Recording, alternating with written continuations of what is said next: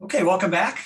Our next panel is going to look at cross-sector resilience in the supply chain. Our host for today's panel is Kelly McKinney. For those of you who don't know Kelly, he's been around the emergency management community for quite some time.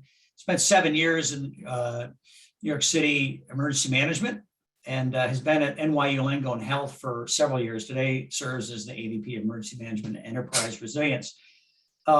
Kelly is also on the board of directors of the consortium, and he is a born problem solver. If you ever get a chance to work with Kelly, you can see his wheels are always turning, connecting dots in a wonderful way.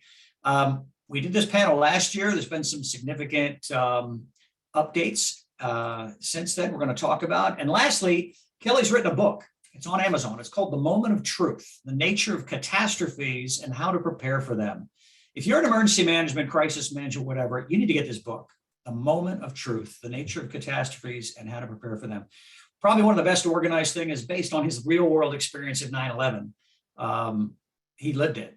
So it's a wonderful, wonderful read. I've been through a few times. So with that, Kelly, thank you. And thanks to our panelists for jumping on. I know you all work together quite often. So Kelly, I'll turn it over to you. Thank you.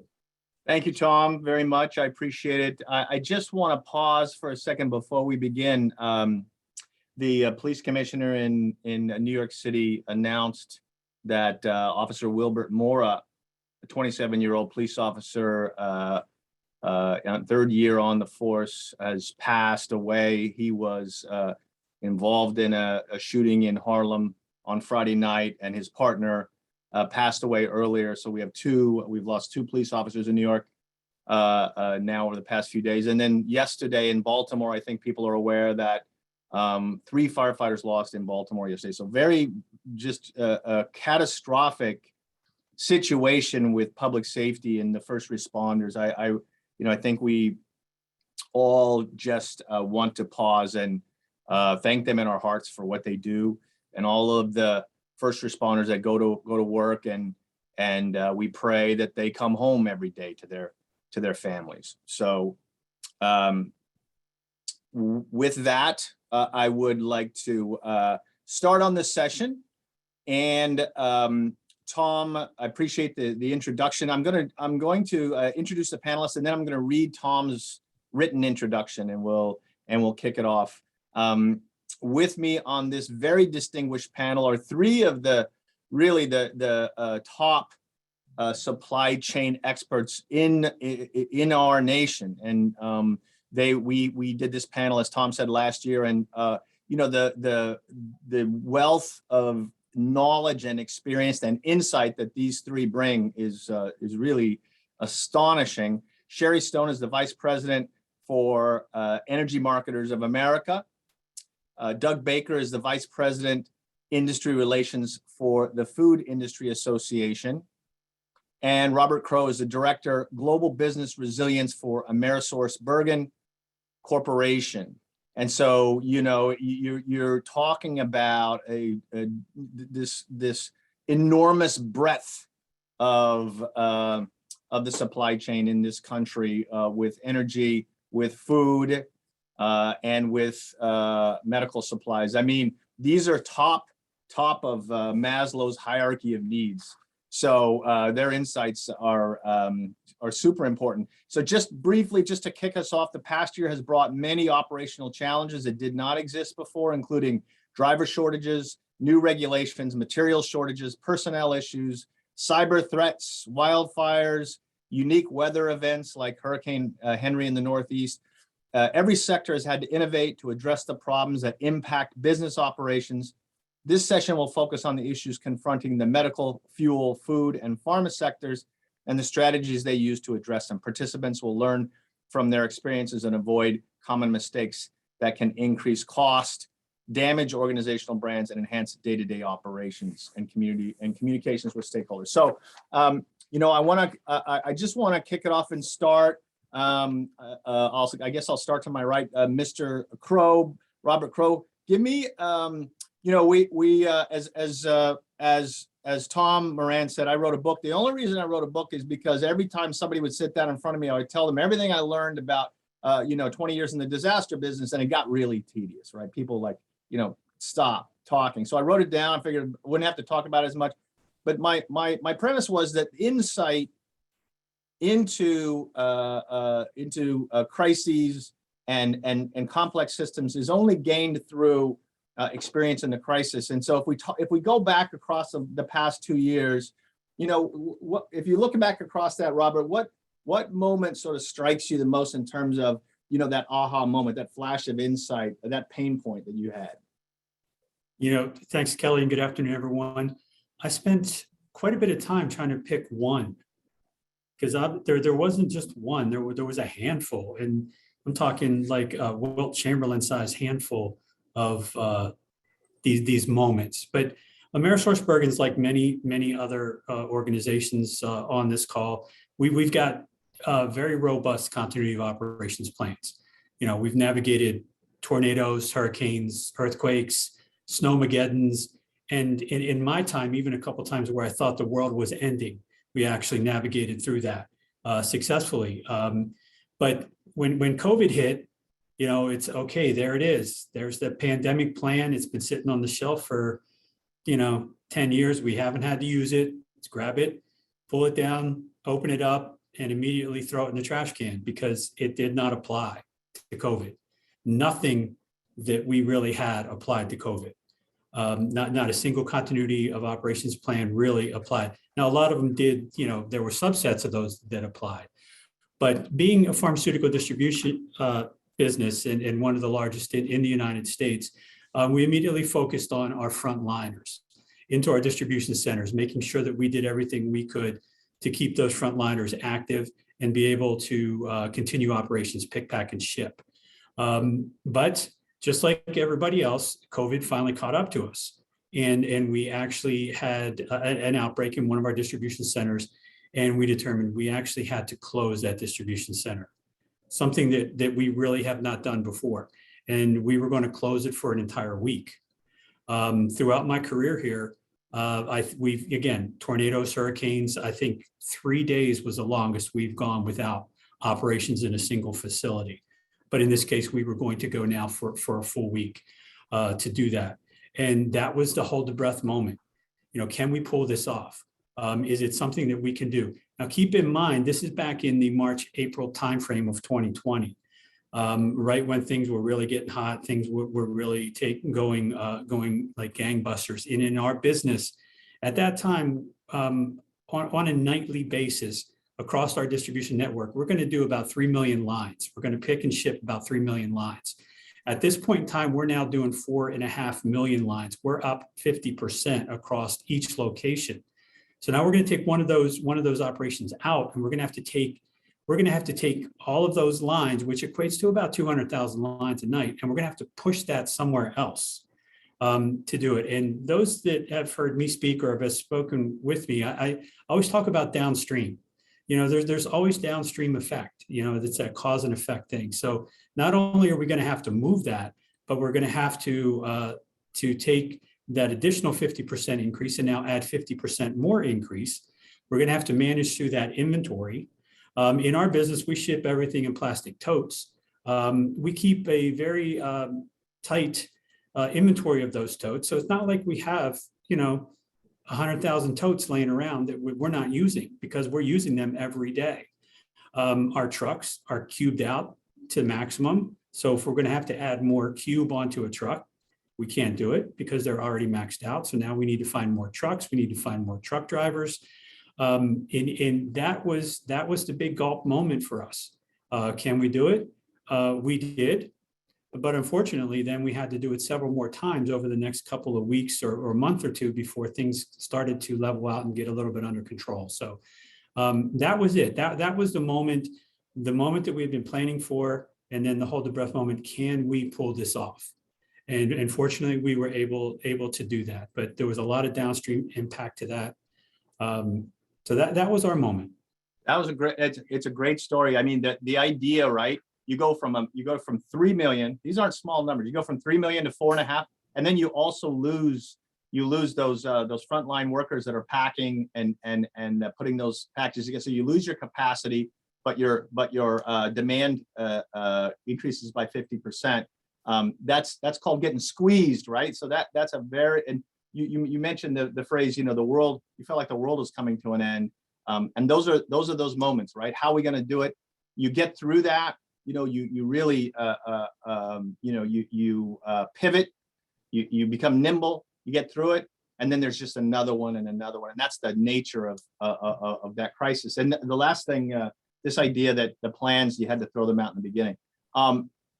Thank you, Robert. Sherry, same question to you. And I think, and I think when we talked before, you had the same answer. You're like, I can't pick one. There's too many bad moments, right? Right. I definitely agree, Kelly. Thank you. I agree with Robert. There were so many. Speaking about like just our workers, that was certainly our drivers, our marketers. It was very important when you very early, it was important to make sure that they were part of the essential infrastructure, critical infrastructure, essential employees, rather. And so we worked with DOE on making sure that would, you know, that they would be included. That's both for petroleum and heating oil. So that was a big one. Another one was when I realized when some of our state association executives explained to me why regional waivers are so important. For instance, a regional hours of service waiver versus just the different intrastate waivers. And the reason for that is some states actually just follow what the National Federal Motor Carrier Department does. And they just go ahead and provide those same, they will provide the intrastate if FMCSA provides the national. So when they've done that, they don't have to then have a state of emergency in order to provide those regional waivers or their state-like waivers. And that can help so much because sometimes the biggest use of fuel is just the panic buying that occurs, you know, as people know about, you know, pandemic getting worse, hurricane coming, Colonial Pipeline being down, any of those kinds of things, people will panic. And if they hear that there's a state of emergency, they're going to panic even more. And so to the degree that we can prevent those kind of statements, it can really be helpful. So that's just one more. We had, and I'll probably get into this later, but we had another aha moment during Hurricane Ida, where we had used, people were already using marketers who were with our program, and that wasn't enough. We needed more, and this is the first time that's happened. So we were able to reach out to all marketers across the country and bring in another like 250 trucks, basically over several day period. And it really made all the difference and helped to ultimately resolve the problems in Louisiana. So those are probably the main aha moments. Interesting. There's some interesting parallels between what you're talking about and what Bob talked about with the pharmaceuticals and the delivery piece. The other piece, and you guys have talked about it before, is people who don't work on a national level, they think, well, the president's in charge and Congress is in charge, and they don't have this experience with these 50 powerful sort of contrary entities called the states, and they're all different, and they all they all have different challenges and different strengths and weaknesses, and it's a very complex, and then the state's relationship with the federal government and so on. So Doug, from your end, what's we had a prep session and you had some great insights. What are your thoughts? Thanks, Kelly. And I'm going to echo a lot of what my partners on the panel have said, but it's sort of a worst day and an aha might be two different experiences. But the worst day for me was when I at 9 o'clock at night, I took an email from the wife of a truck driver. And that wife was begging for help for her husband, who was a long haul driver and was on the road and had nowhere to stop. Couldn't use the facilities, nowhere to get food because everybody was closing down for all the right reasons. We were trying to stop this pandemic. And I sent out a slew of emails. It's 9 o'clock at night. I'm like, oh my gosh, how can we help this gentleman, who turned out to be several gentlemen, right? But it was started with this one truck driver's wife, and I wish I could go back to her and have a conversation with her and let her know how much she helped us as an industry. I believe, Sherry, you even got an email from me that night, because yeah, we were trying to find anybody to see if we could get some truck stops open, or, get a McDonald's open. And, after several conversations, you started to see in the news how, businesses were starting to cater to truck drivers a little bit more in order to be able to keep them on the road, because they were so essential to moving all of the goods that we were just talking about, food, fuel, and pharmaceuticals, across the country, to be able to help the individuals. So for me, that was it was when I really sort of tagged the human factor into this, and having a son-in-law who is a fire paramedic, and a wife who's a critical care nurse. You get so focused on what was the moment or the need at the time, that was like just a bell for me. It was cracked me over the head that said, we're still dealing with humans, and we can't forget that.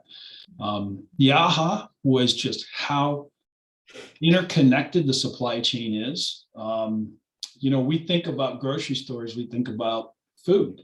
We don't really necessarily think about all of the things that are needed in order to bring that food to market, and then to get it into a customer's basket and into their home. And because we were identifying essential businesses, several of the businesses that support the grocery industry weren't being classified as essential.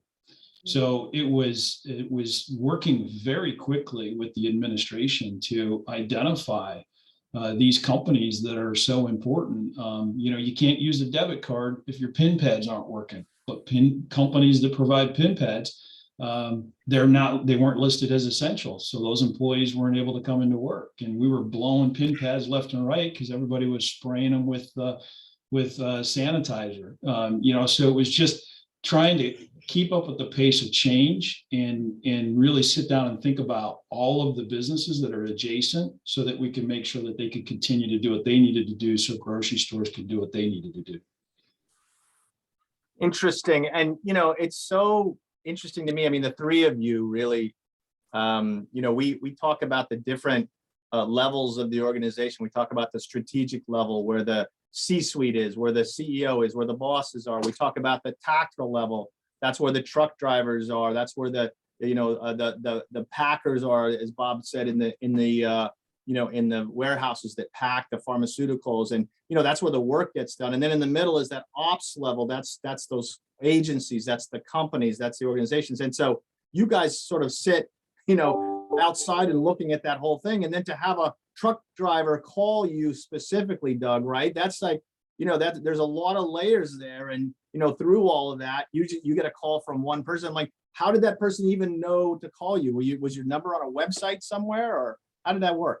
Yeah, in addition to being on the website, how it happened and how FMI felt that I was qualified, I got put in front of the camera. So I was, and still am, spending a lot of time in front of the camera, and you can easily find me when you go to fmi.org. So, but yeah, she was a trooper, a little frustrated and completely understandable. And she said, I've been dialing anybody I can. You just happen to pick up.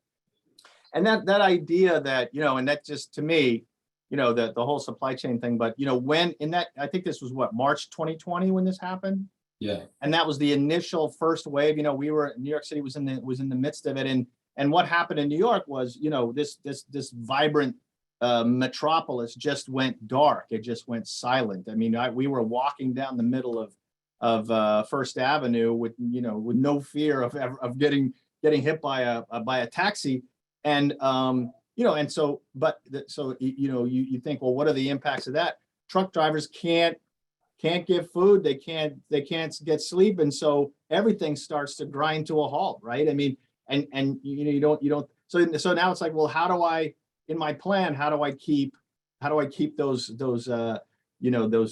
supply, those sustenance locations, so that I can keep the trucks on the road. It's a very complex problem. And that's, to Bob's point, it's hard to imagine that you could have put that in a plan and thought that in advance, but in the aftermath, maybe we can, but it goes back to those interconnections, I think, that you talk. Can we map those, Doug? Can you sit there? I mean, is there you think in the aftermath of this, there's a process where we can get in a room and whiteboard these interdependencies and start to unravel some of that for the future? Yeah, we've actually started doing it to certain levels. We have some infographics. I have one on fmi.org right now that is the interdependencies of bringing a peanut butter and jelly sandwich to the table. Yeah. Right. So that is a huge interest to a lot of people from the public and private sector is how to better understand our supply chain. And what do we need to do to make sure that it remains more resilient through that awareness? Yeah, I love that graphic. I actually showed that. I teach a class and I showed that to the class, and I thought I was like, I thought it was a stroke of brilliance. And one of the students sort of raised their hand and said, "Sir, what is a peanut butter and jelly sandwich?" I said, "Oh, I didn't realize there are people that wouldn't know what a peanut butter sandwich is."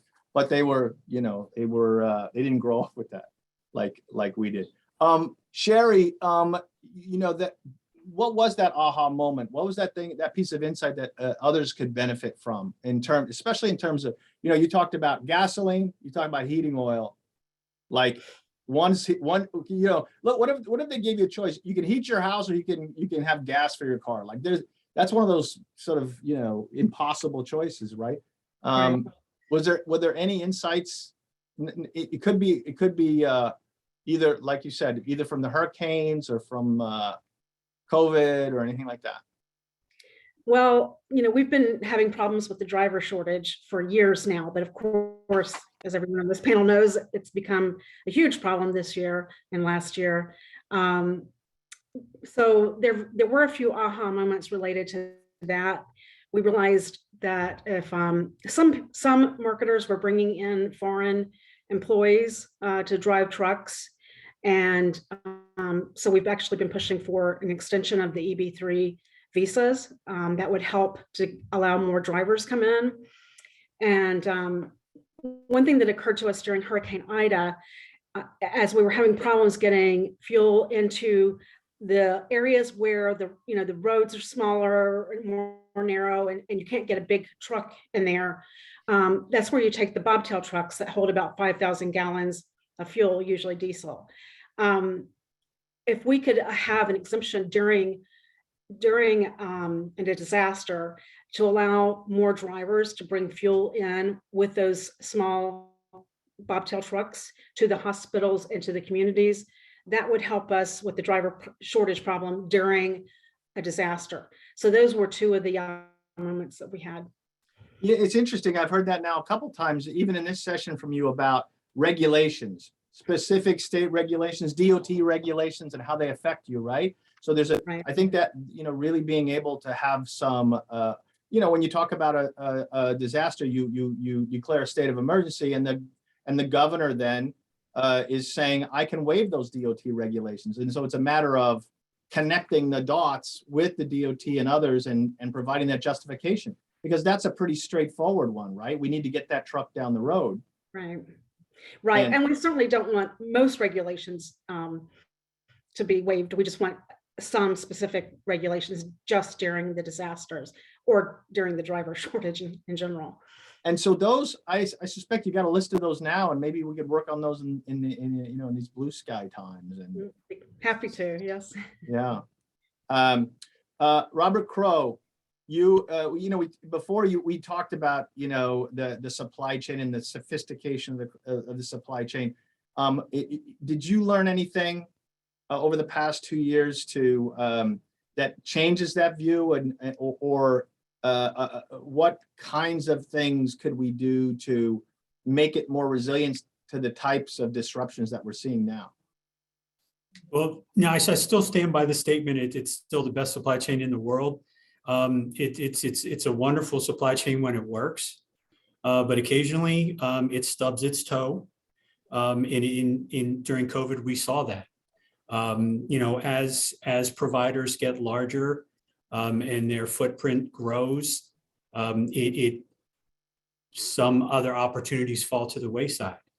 We saw where a lot of, from a raw material perspective, a lot of raw materials do not come from the United States. A lot of finished product doesn't come from the United States. It's dependent upon others. And through this whole COVID process, again, we watched it start internationally and, come to us here in the United States. So being able to source and having more sourcing opportunities. But that, again, because it is so large and the supply chain is so intricate, that does cause problems. It was wonderful to see smaller operators and other businesses step up and begin producing things, hand sanitizers, cleaning supplies, masks, and things like that. But again, going back to the supply chain as it sits now, it was difficult for those smaller companies to get their product into the supply chain because it is such a creature. So, taking a look at that and identifying how we can loosen that up maybe and get those providers to be able to help. But just like everything else, when the water is, when you're knee deep in the water, that's, you should be looking for your bucket at that point in time. Right. You talk about, Red Cross talks about this a lot too, that, after a disaster, they'll get inundated with donations. But unfortunately, in many cases, it's all of the same thing, the same item being donated. They have 1 million of one item and nothing of another.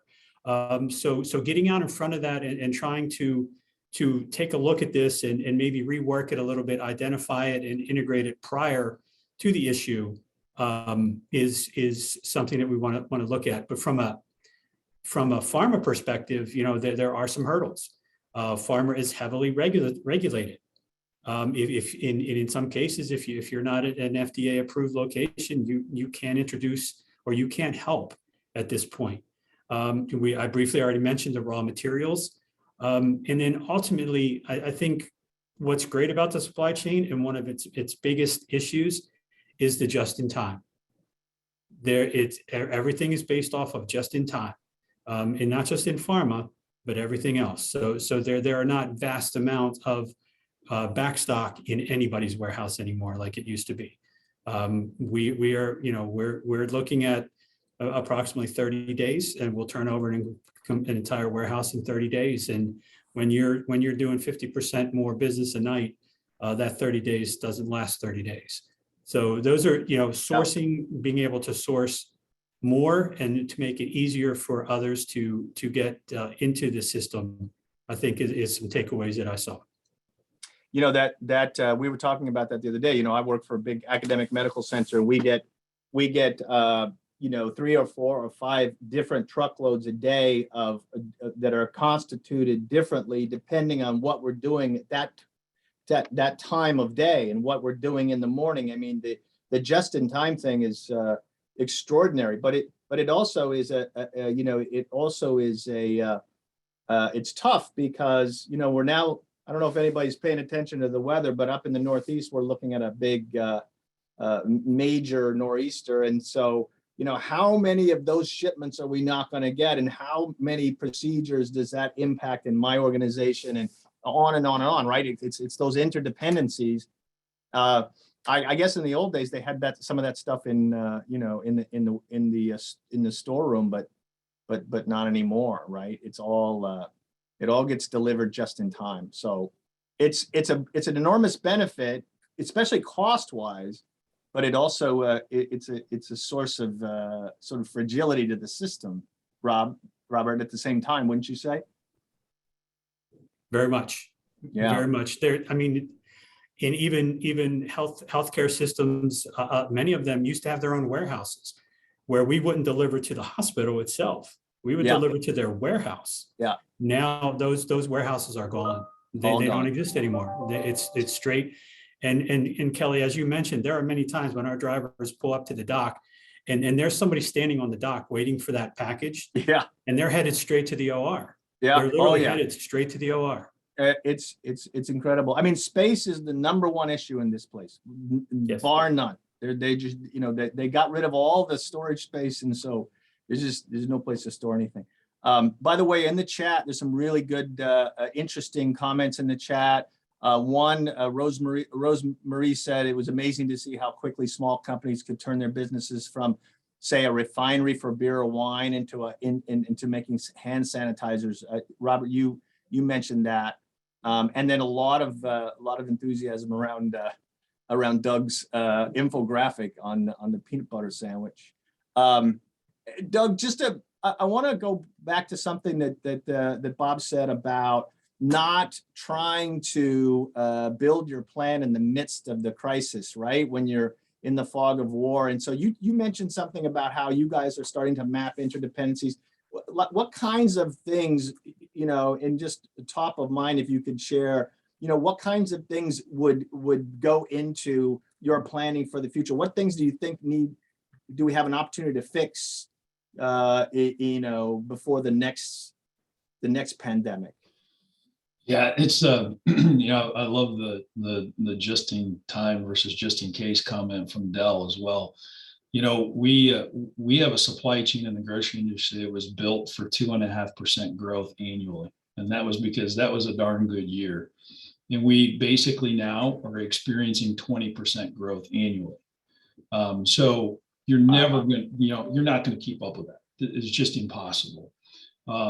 So some of the things that we have to really grapple with as an industry is, many of you probably lost your favorite flavor of a product. I don't know, lavender bleach, maybe, you loved it, but you can't find it anymore. And there's a good chance you might never find it again.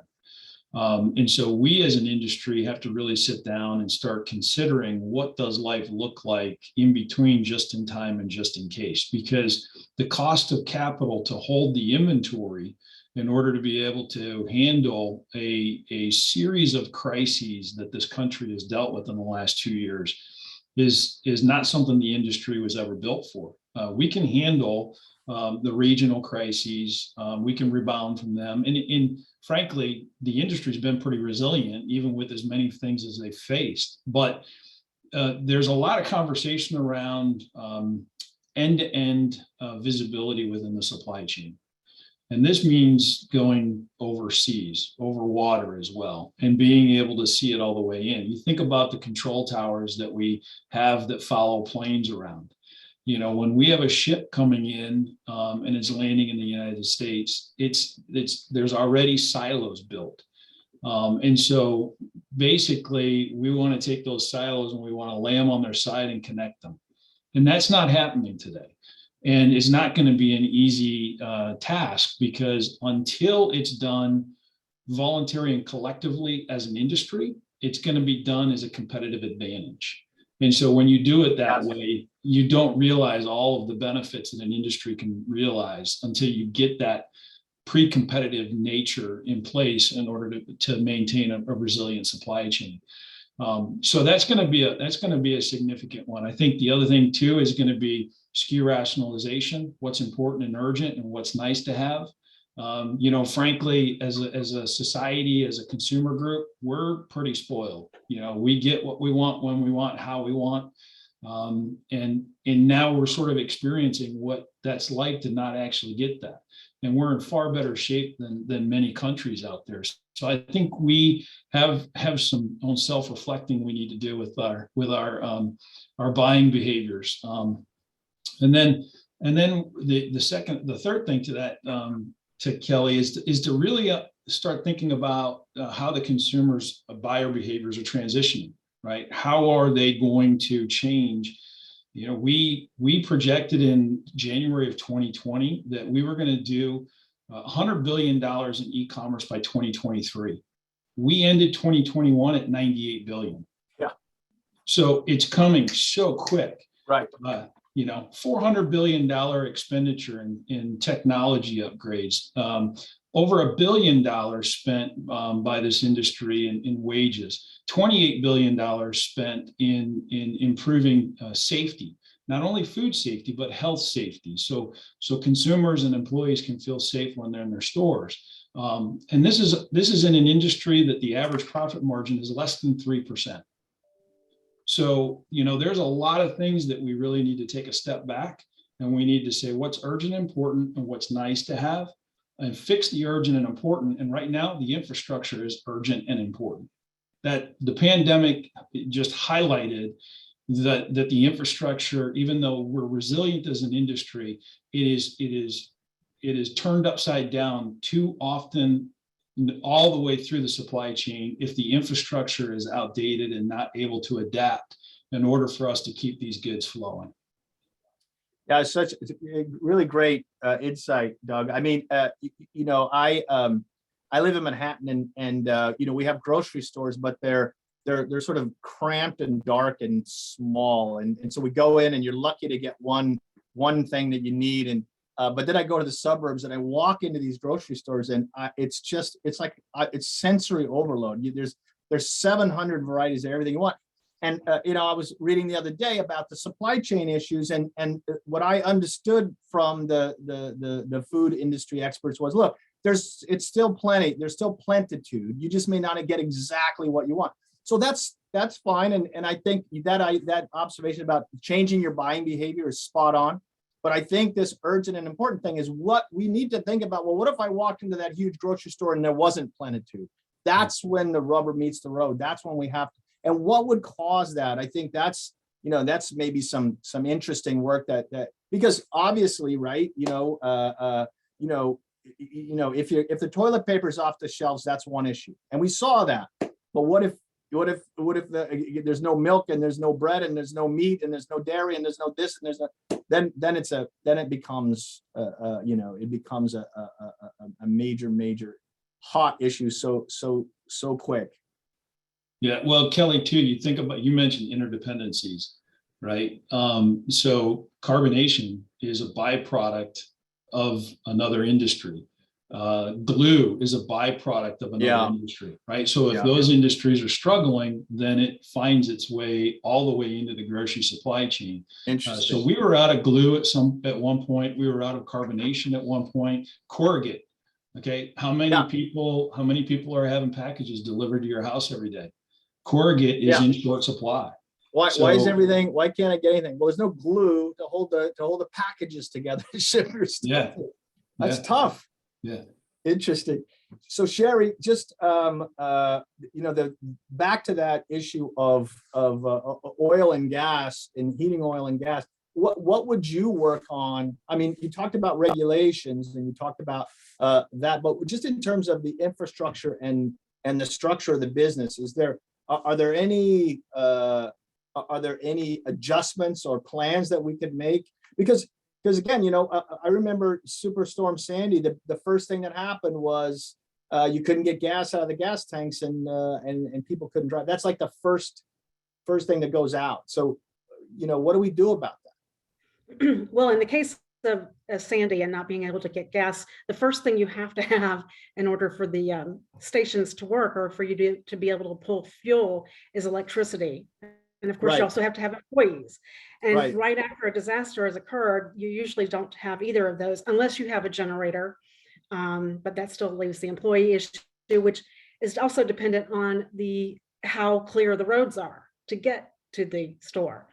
So that I just wanted to mention that. But as far as do you know, Sherry, of any places, are there any states that require emergency power generators at gas stations? There are. I believe there are less than 10. I know Florida, and they're like I said, I think there's a handful more, one or two handfuls more. Yeah, I'm sorry, I interrupted you. Proceed. That's okay. We'd love to see some communication about when TWIC escorts are available at ports.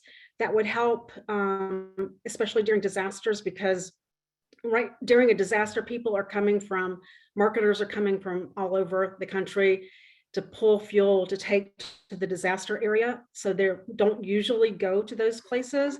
And so if someone goes to a port and they don't have a TWIC card, which they wouldn't if they never go to a port, then they have to have an escort. And usually during disasters, escorts are provided by the terminal operators, but they're not always available at every terminal, and they're not always available, 24/7. So communication about which terminals have them and the time that they are available can save a lot of time from having someone go to a terminal that they can't effectively use, but they only find out after, getting there. So Interesting. yeah, that's another thing. There we have a pretty long list of things that could make response to disasters more efficient. But I will also say that there's been tremendous growth, and things have gotten so much better than, say, back in Superstorm Sandy timeframe. There's much better communication among the government and industry and the industries. I talked to Doug if there's an issue that we share jointly, and that's the case with basically all the associations, and things have just gotten a lot better. So I'm very hopeful that we'll be able to solve a lot more inefficiencies. Interesting. Thank you for that. And Bob, just what Sherry was talking about on the government side, did you have an experience or any challenges in working with government in terms of the last 2 years? And is there anything to be learned from it? Well, I can get a little specific. Overall, though, I think it was good. It was a little bit clunky at first. Again, because we hadn't done this before. And it's just like, firing up the tractor the first time in the spring. It starts a little rough, but once it gets going and then it smooths out, and we got into a rhythm. And I think once that happened, it was great. But we had the opportunity to be part of the remdesivir distribution. Yeah. And, again, same thing. It was a little bit clunky at first. The federal government was initiating that process. The states were obtaining that information. And then from there, things got a little strange, depending on the state. Some states maintained and managed the process at the state level. Other states pushed it down to the county level. It wasn't consistent across all. Some counties were in much better position to handle it than others. I can remember on one case, we in one situation, we showed up at the county Department of Health and we're ready to deliver that product. And, we kind of, I'm paraphrasing, but we asked, where's the refrigerator? And they said, for what? So, well, this drug needs to be refrigerated or it was going to spoil in a few hours and it will be no good. And at that point, early on, that stuff was, more valuable than gold. Yeah. So this was pre-vaccine, right?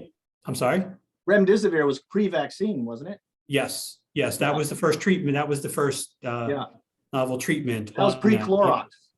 Yeah.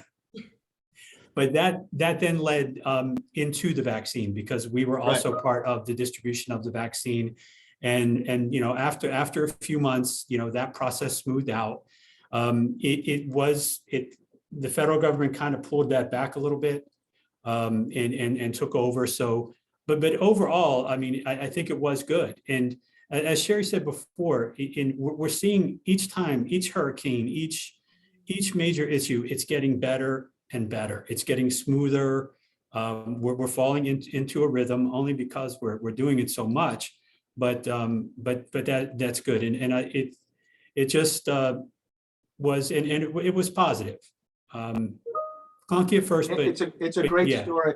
No, it's a great story. And it reminds me, we talk about the problems with the supply chain. We talk about all these issues, but if you talk about the vaccine story, for instance, and that was a government, that was a public-private sector initiative, and the way the vaccine was developed and with the support of government and the way that was distributed. That was literally a miraculous outcome. It really is it's the obverse of what we're talking about here. The systems that you all have put into place enabled that sort of interaction and that the outgrowth of that was the vaccine, and then the way the vaccine was distributed and disseminated. But that's really the how do you model that, and how do you say Bob, it's getting better, but I look at old folks like me, and I think that a lot of the reasons it's better is because the contexts are there. And then what happens when the young guard moves up? Hopefully we have some of this institutionalized so that those communication pathways are still there. A lot of that is those established relationships, right? And it goes back to what Tom says. That ultimately is the mission of the All Hazards Consortium, is to somehow harden those communication pathways and those coordination between government and the private sector, because that's where the magic is. I mean, the government doesn't want to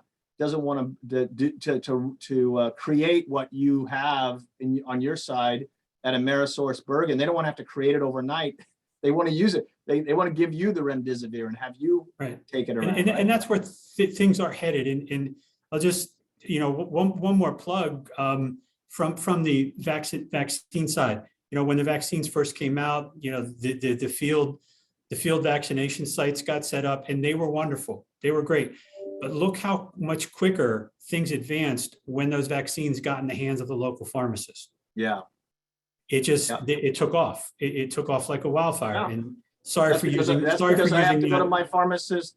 I know how to get to my pharmacist. I don't know how to get to PS 119 and on 116th Street. So yeah.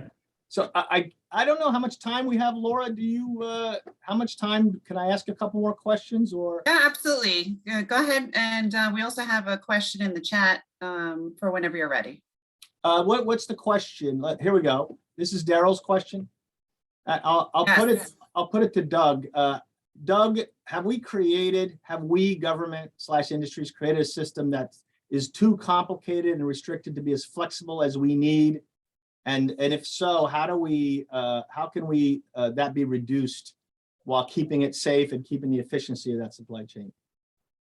Yeah, I don't think we have, frankly. I think that we've worked really hard to have open lines of communication between the public and private sector. I don't think we've created a widget that is unflexible, but I do believe that we had so many years of prosperity that our focus was different. And so we weren't thinking about this particular scenario where the foot would drop and, things would go crazy. We were to Robert's point, we were in a just-in-time inventory system. And from a grocery standpoint, that was important because food waste was important. And so in order to be able to reduce food waste and reduce the cost of capital to hold that inventory, you order things, you get it down as tight as you possibly can. And we're actually in deploying machine learning in order to even get more focused. And so the big thing is the contingency. It's the contingency, and then it's the ability to be able to interconnect the supply chain, I think, is the challenge. I don't think it's that it's so complex that we can't do it, because we'd be in far worse shape if that was the case. Everybody wanted to know, is the supply chain broke in the beginning? Yeah. It wasn't broke. It just wasn't keeping up to the pace of demand. It would have been broke if you didn't have the flexibility and you didn't have all those great minds and all the effort that was put in to keep it online, right? But go back to that contingency idea, Doug. I mean, that's expensive, right? To build. Yeah. You're talking about redundancy. You're talking about that stuff costs money. Like that affects the bottom line, and that's tough on the private side, isn't it?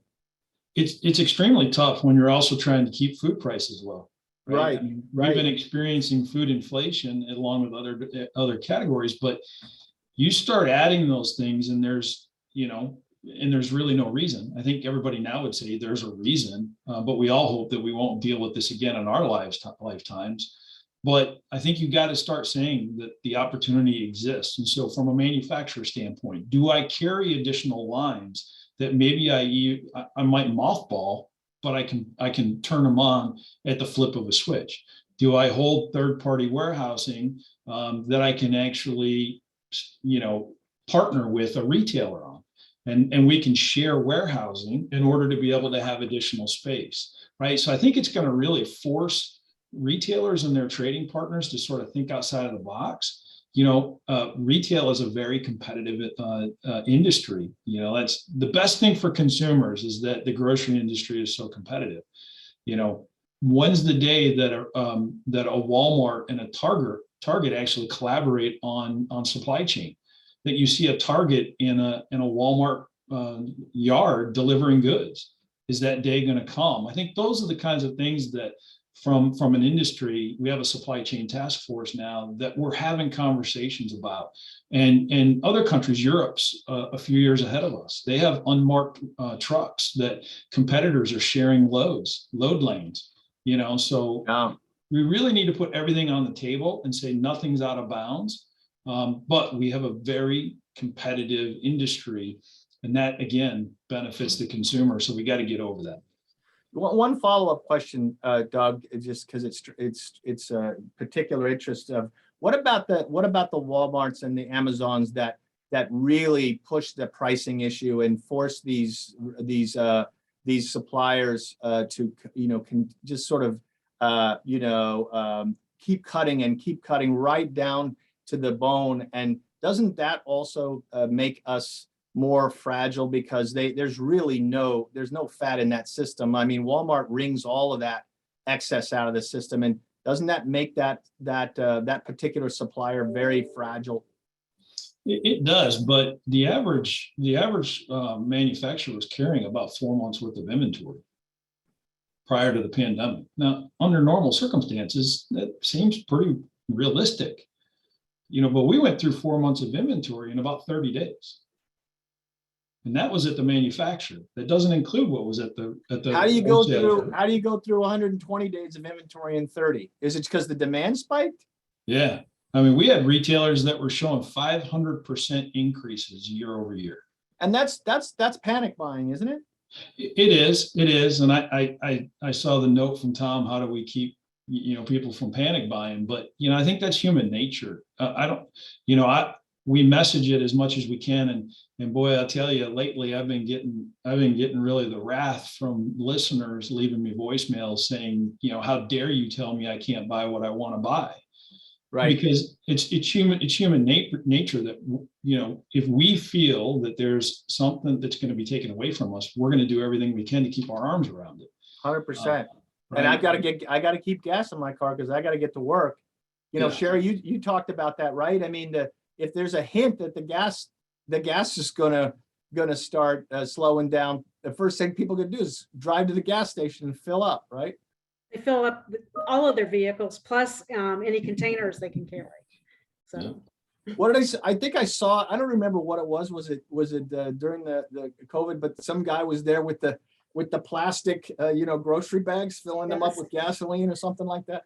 I mean, it gets a little crazy, right? Yeah. Mm-hmm.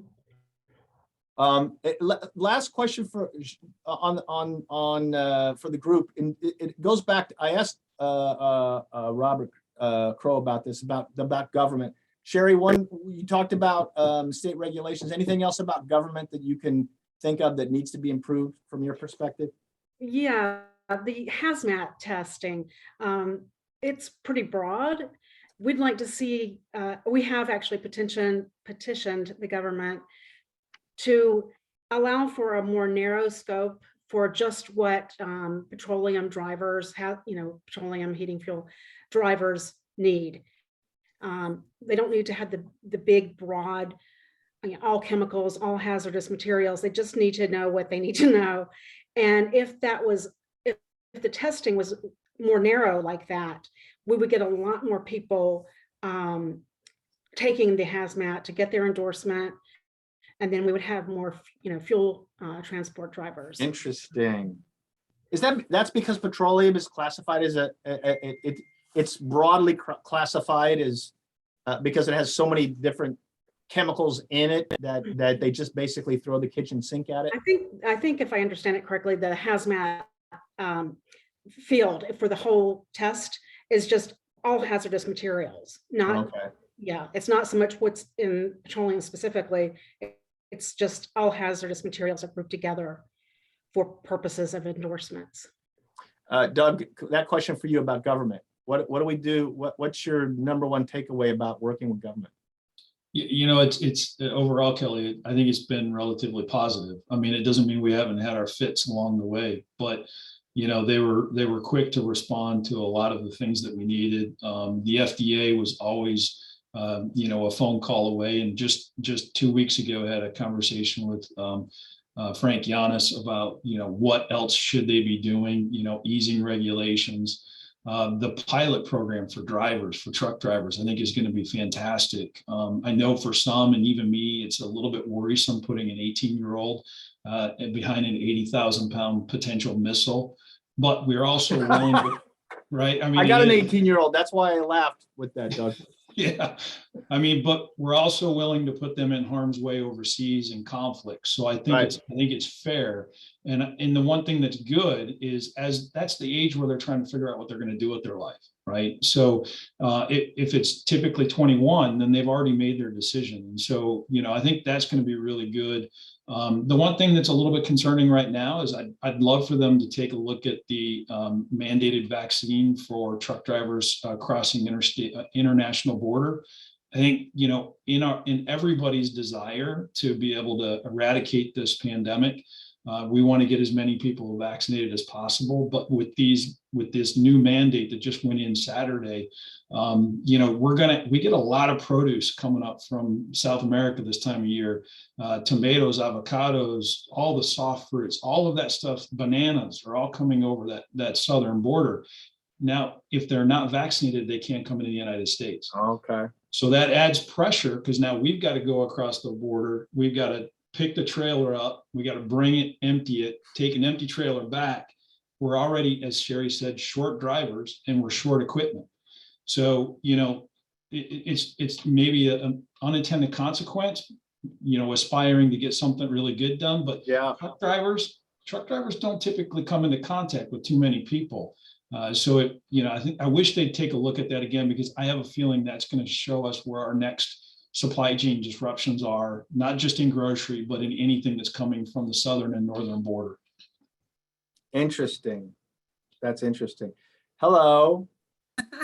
We have a question for you from Persia, actually. How do you all see the supply chain lessons we're learning from the pandemic impacting improving permanent plans after we are finally finished with the pandemic? Are there elements of the supply chain that will be forever changed, maybe a process or perhaps for the good? We'll kick that to Bob first. Well, I'm going to go back to sourcing and sourcing and alternate sources for products. That's something that I think that we're already doing. We're going back out and taking a look at our portfolio of sources. So yeah, absolutely. Sherry? You remember the question? Yes, I do. I'm sorry, I had to unmute myself. So I think the answer to that would be just depending on what we accomplish as far as the driver shortage, what solutions we come up, what solutions are actually implemented so that we can have more drivers, in which case that's going to have a huge impact going forward on the supply chain, because it's just going to get worse if we don't make a lot of changes. Doug? Yeah, I'm going to maybe go back to Robert's comment on sourcing. We're a global supply chain across several sectors. Are our redundancies, are our contingency plans going to be to create more of that manufacturing here in the US on critical categories? And in order to have that multi-sourcing opportunity where the US becomes the primary source, but we continue to work internationally and use them as a secondary source, so we're not so quickly influenced by, what happens. Every time we have a new variant that comes from another country, we know what's going to eventually happen here. And then, and it just keeps rippling down. I would, just in terms of the session and my takeaways, there's so much interesting conversation here and insights that you all had, and we knew that was going to happen. But this focus on drivers was I guess something that I knew, but it's that last mile problem, and it's extraordinary how critical it is that you have those drivers that can get that product to the end user of the product. And on all three of you talked about that, and it's really interesting. And it's also, I think, something that's right for planning as well. Laura, what else? So I you guys talked about panic buying before. I know a couple stores by me are actually limiting some of the number of items that we buy. This other question here, though, deals with fuel. So Sherry, during the Colonial Pipeline disruption, there were reported disturbances at fuel pumps. You know, everyone is grabbing gas, and sometimes they were doing it improperly or transporting it improperly. Does the private sector need to do more, or can they even do more on limiting purchases on the onset of an incident or a disaster? Or can the governor do anything or need to do more on controlling commodities during disasters? If I understand your question, Laura, a number of retail stations do limit the number of gallons during a crisis like that. So Okay, good. it seems like there's more to your question than that, though. That's the way it's phrased here. So Okay. yeah. And I know during Superstorm Sandy, Governor Christie quickly announced that license plates that end in an even number can buy on one day, and license plates with an odd number can buy on these days. So that at a stroke really it didn't solve the problem, but it certainly helped to mitigate it. New York State was late to do that, and there was a tremendous amount of angst about that. And the New York governor finally did it, and that also helped. So that, I think that's probably going to be top of mind for some people. That's certainly an option, and sorry, that's certainly an option, but we really just didn't last. The Colonial issue did not last as long as where we got to that point. Yeah. Well, I want to thank the panelists very much. Really awesome conversation. You're an incredibly knowledgeable and generous group. And thank you all very much. Laura, are we done? We are, and I will second what Kelly said. Thank you to Sherry, Doug, and Bob for being here today. And Kelly, thanks for moderating. You'll see Kelly in about an hour with another session. In the meantime, we have a quick break scheduled. Our panelists are starting to arrive for our next session. So everyone stretch your legs, grab a drink, and we will start back up at 3:40 p.m. Eastern. Thanks again. Thanks, Laura.